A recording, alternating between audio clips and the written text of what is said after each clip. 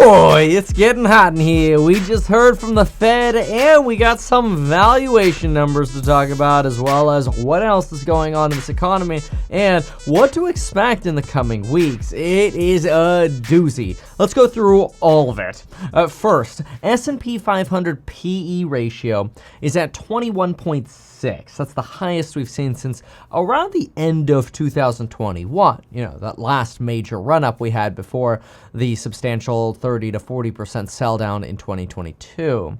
The S&P 500 Mag 7 sits over 27 with a PE ratio, and the S&P 500 price to sales ratio just logged its highest ever figure at 2.87 times. We've never seen a number higher than that on a price to sales valuation. Now, part of that could be because, frankly, you get a lot of software as service businesses that, well, let's just put it this way, they don't take a lot to the bottom line of earnings, but they still collect money in terms of sales. It's kind of like MicroStrategy. This morning, briefly on the opening live stream and then more in detail in our course member live stream, we went deep on MicroStrategy and we're like, this company's losing money hand over fist on its services, and its book value is sitting at more than 3 times in terms of market cap what it actually has in book in Bitcoin net of debt. In English, Bitcoin dollar here at like 11, market cap here at like 40, and then use losing money to make up that $30 billion valuation difference. Okay. Anyway, it seems like after that course member live stream, the market actually started finally turning on MicroStrategy. I don't have any shorts on it, but I did see it go from positive to negative pretty rapidly in just the last few hours, actually. Conveniently, right after the course member live stream, it seems like it just tanked. But anyway, we did also have Governor Waller come out with some numbers, and this is setting up for a little bit of a doozy here. Mr. Waller from the Federal Reserve just warned that payrolls, in part due to layoffs we're hearing about over at Boeing, which is substantial, right? Weaker companies issue layoffs first because their stock is already hammered. Stronger companies quiet layoff and then layoff in effect later than weaker companies. This makes sense. Governor Waller sees payrolls at the beginning of November coming in 100,000 lower. And even though the labor market right now at a snapshot is healthy, it's important that we keep lowering rates. And the direction is clear. We're going to go down with rates, that there's a long way to go between now and neutral, which is probably somewhere between 3 and 3.5% per the Fed, lower in my opinion. And he indicates the direction is clear. The problem is, how much is the labor market going to weaken? And this is obviously, you already know this. This is where I'm like, y'all flying really close to the sun. Let's just put it that way. This next labor report, I'll read you out the prediction right now. It comes out November 11th, which is crazy to say, but that's just a little bit more than 2 weeks away. That means we'll be going through Halloween already in about 2 weeks and 3 days. Crazy. So I got my little woke Halloween cup here. What do you think about that? Look at that. Woke Halloween, my friends. Hashtag not sponsored. They can't afford it. Anyway, November 1st, change in non-farm payroll is expected to come down from 254,000 to 110,000. So that $100,000 drop is being picked up by markets. Now the 100,000 job drop there is being picked up by markets. The question is, will it come in even lower than that? And how much are we going to revise that prior 254,000 report? And of course, we also get a lot of earnings between now and then. So we have to be cautious to not be too much of a bear here. I mean, after all, hey, things might be slowing. Like advertising demand at Google is slowing, but they're still making money hand over fist. And yeah, numbers might be a little weird, like the bull case for NVIDIA is so high, it's literally triggering hope and dream charts. And the fact is the numbers are going off the chart. Let me translate that. This is a fancy way of saying right now we're seeing the highest ratio of valuation at NVIDIA that is not explained by its forward 3 years earnings projections. that we have seen since September of 2000. Translated just one more time, I feel like I'm kind of just like running it through the filter, okay? NVIDIA, damn expensive! I mean, it hasn't been this expensive since September of 2000. Now, I actually, when I calculate it on a PEG ratio, I don't see it as horribly explosive, so it depends on sort of what metrics you're looking at it from. I think a lot of people are very enthused by NVIDIA's Blackwell chip, and understandably so. I mean, there were originally concerns that Blackwell was being delayed, and this was sitting around basically $110, $108 as a stock. And now it's sitting at 139. So when you divide that, you're up 27.5%. Wow. Since concerns about Blackwell. And really, you started rising when Jensen went on Jim Cramer's show on CNBC and said, oh, demand is infinite. There's no limit to the amount of demand. Demand is so huge for the Blackwell chips. Nobody knows Blackwell better than I do. Heard that before, and then the stock traded sideways and down for the next 3 years. But what is really interesting is I've been reading this, and this is not sponsored here, but I've been reading this, and I found it very interesting because, to me, this book has kind of given me a little bit of, how should I put it, perspective. I really enjoy it. It's The Art of War. A lot of people have been recommending that I read it, probably because some people have heard how I, internalize things or look at life. And one of the things that just came out of it was this idea that if you are true to yourself, you will win battles and you will lose battles. But if you don't know what your truth is, you will always lose. And I thought that was really interesting because honestly, I feel kind of lonely. I've been a bull since like November of 2022, and I'm like, Nike swoosh, volatile Nike swoosh, we're going up, up, up, up, we're going to the moon, baby. And I've been so excited to be a part of that run up, but since like July, I've turned a little bearish, and it's very, very lonely. Now, I recognize that comes across as like, okay, well, maybe that's just like your losing battle period of time, but I haven't changed my mind. I haven't changed my opinion since July. People know this. People who watch the channel, they know this. And every single day I'm like, oh, okay, like, is this good or bad? Or how, where does this fit in? Does this make me more bullish, more bearish? And this was a really interesting quote. So in honor of that, and there's no pressure, but, you want my analysis or whatever on like, oh, look, Celsius is really expensive. And then it drops, 50% in value. It's crazy. After our course member analysis, plummets in value. After our course member analysis on McDonald's a few months ago, the sucker's up like 20%. It's amazing. Also invested in McDonald's. But I know, it's kind of crazy to hear, right? But yeah, I mean, we saw Celsius pricing power going down and McDonald's pricing power go up. And wow, surprise, surprise, McDonald's is doing really well. But in honor of this book, again, not sponsored here, but we made a coupon code called Art of War that you could use on the courses. We haven't actually had a sale in like what feels like a week or two. Certainly at least 1 week. So if you want to check those out over at meetkevin.com and be part of all the course member live streams and the entire archive going back to 2017 or 18 or something like that, go to meetkevin.com. But anyway, I do want to just sort of add my opinion here. I do think that the market is trading on borrowed time with where these S&P 500 and NASDAQ valuations are. I do recognize, because, I was one of the earliest people to suggest this, I do recognize that if you take the NASDAQ and you take the prior all-time highs, which would be right here, about 404 if you just sort of look at it this way, right? And then what you do is you add in inflation. So you basically multiply it by, maybe 28%. You get to about 517. Which gives you like maybe another 4 or 5% upside from here just in inflation adjusting. Now, usually earnings should be catching up with that, and they're not. They're not keeping up with the same pace of inflation because earnings are getting squeezed, and that's what makes the market feel expensive. Earnings should be catching up faster, but they're not because companies are losing their pricing power. There are very few companies with really good pricing power right now. Everybody's really struggling. And even though McDonald's has shown signs of increasing pricing power, it's still a little floppy. I mean, it's still a little, it leaves something to be desired, okay? It's just like, is this working or not?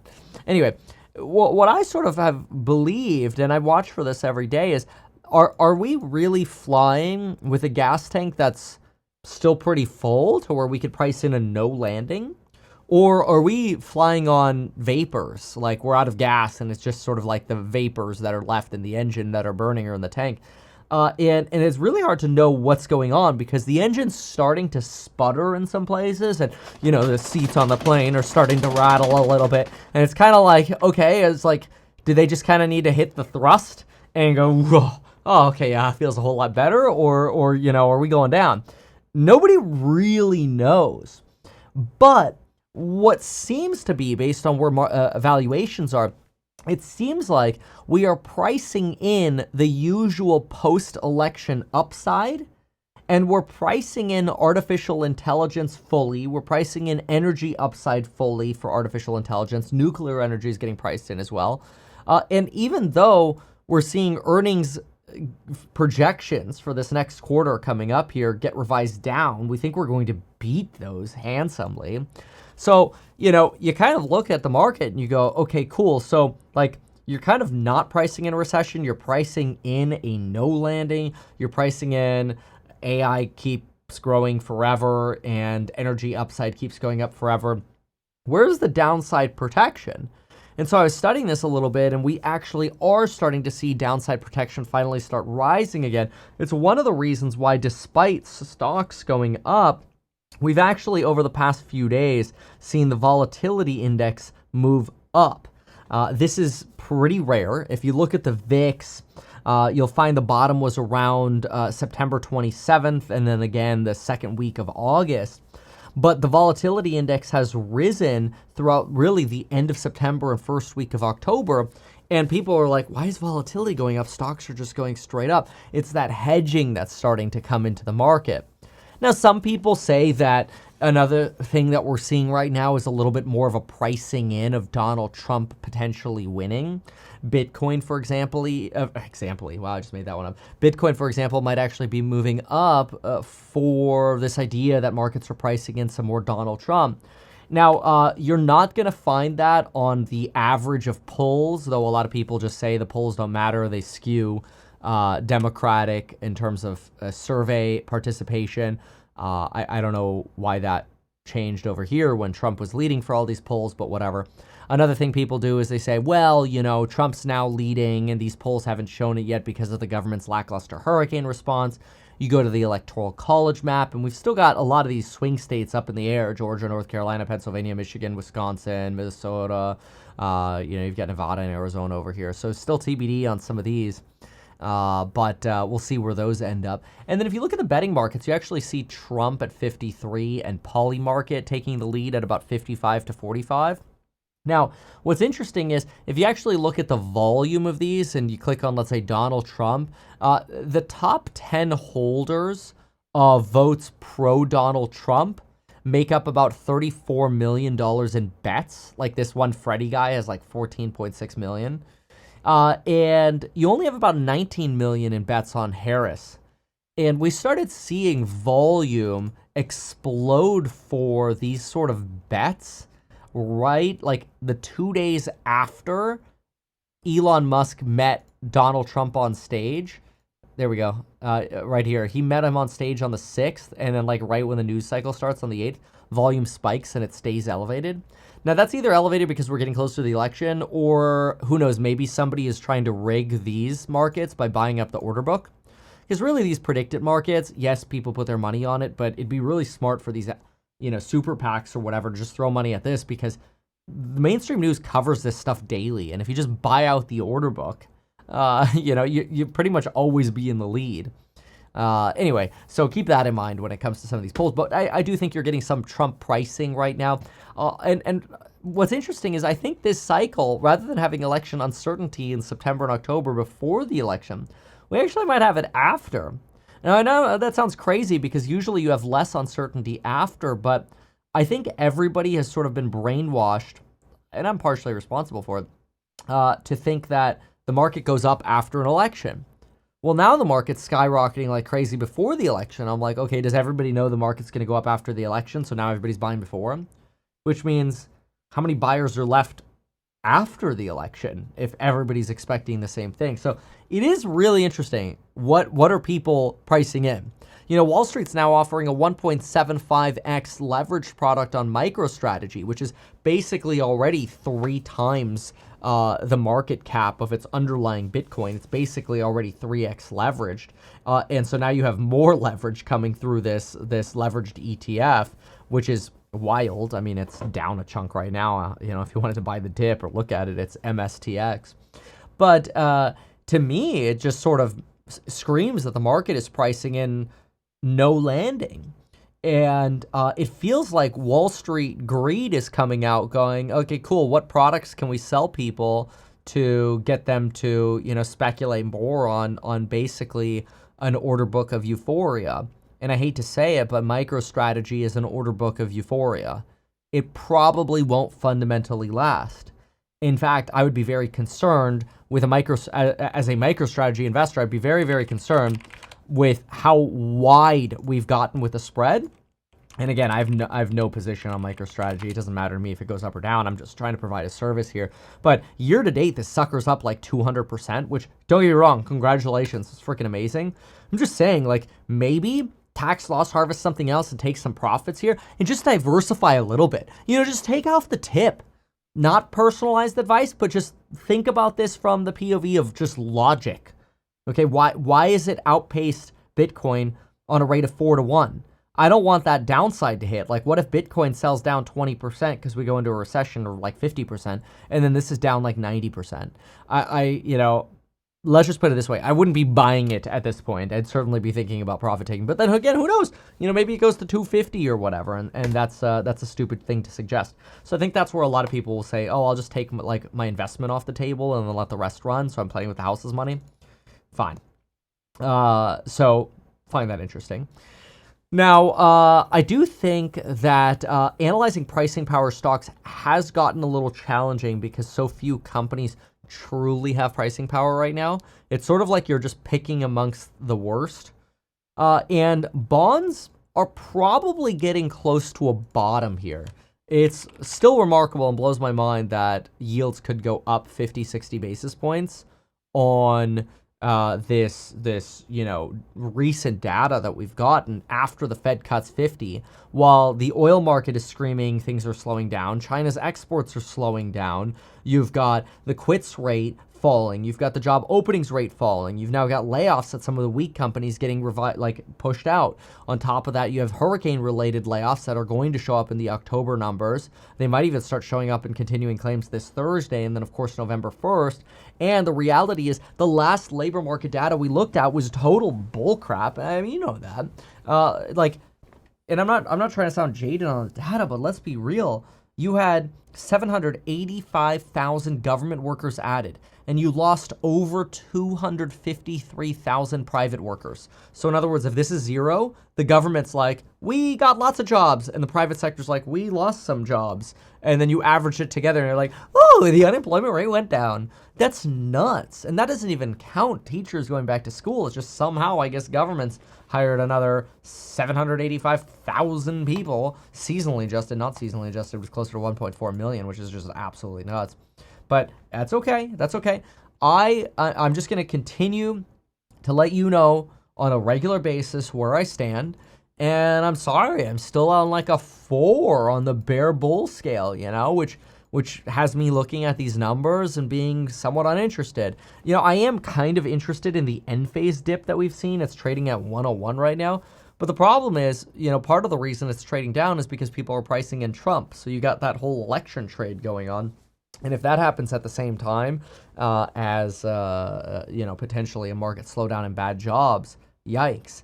It's possible, honestly, the way to play this would be see how bad the jobs report is November 1st, and then decide how much of your cash you want to deploy into stocks.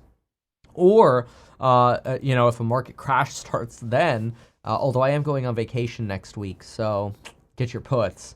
I'll be gone, Friday midday, probably after the market closes. So you still have time this week. But anyway, this to me is very reminiscent of 2021. It's a market that feels euphoric, except in 2021 we were printing money and we were expanding employment. Today we're tightening and we're not expanding. So I recognize this is unpopular. Nobody likes a bull, a bear. Everybody wants to be a bull. Even in bad times, everybody likes the bulls. I'm always going to come to you with my most realistic opinions. And when I see research that makes me nervous, I'll tell you about it. If there are things I'm excited about, I'll tell you about it. And look, I honestly, I am excited about AI long term. I really am. I am excited about Tesla long term. I'm excited about so much long term. I've been like killing it in terms of the work over at House Hack that I'm putting in, the team's putting in. Everybody's killing it, really. There's so many things long run I'm excited about. I just don't feel good encouraging buying these prices right now. Maybe that'll change when some of this data clears. And if the data clears and it's all good, yeah, the buy-in cost might be even higher than it is now. But I just know the psychology of what happens when the market starts falling is really nasty. So you peak out, the market starts falling, and people are like, I'm still up a lot. I'm still up a lot. I'm still up a lot. Okay, I'm break even. Okay, I'm only down a little. Okay, well, at this point, I may as well just hodl. And then eventually you get to this sort of capitulation state, which, I think as we trend towards that, bonds will skyrocket in value, yields will plummet, and we'll actually be trying to pull our market out of deflation, much like China is. Although prices are still declining at the fastest pace that we've seen since the 90s in China and for the longest period of time. So even with their, it's probably too early for the stimulus to really hit, other than the, the stock market. We'll see. So anyway, that's my take. I hope this is useful. Do check out that coupon code link down below, Art of War. I think it's really, really cool. Art of War is the coupon code for the courses on building your wealth, and I would love to see you there. Thanks so much, and we'll talk to you in the next one. Goodbye, and good luck out there. Why not advertise these things that you told us here? I feel like nobody else knows about this. We'll try a little advertising and see how it goes. Congratulations, man. You have done so much. People love you. People look up to you. Kevin Paffrath there, financial analyst and YouTuber. Meet Kevin. Always great to get your take. Even though I'm a licensed financial advisor, licensed real estate broker, and becoming a stockbroker, this video is not personalized advice for you. It is not tax, legal, or otherwise personalized advice tailored to you. This video provides generalized perspective, information, and commentary. Any third-party content I show shall not be deemed endorsed by me. This video is not and shall never be deemed reasonably sufficient information for the purposes of evaluating a security or investment decision. Any links or promoted products are either paid affiliations or products or services we may benefit from. I also personally operate an actively managed ETF. I may personally hold or otherwise hold long or short positions in various securities, potentially including those mentioned in this video. However, I have no relationship to any issuer other than House Hack, nor am I presently acting as a market maker. Make sure if you're considering investing in House Hack to always read the PPM at househack.com.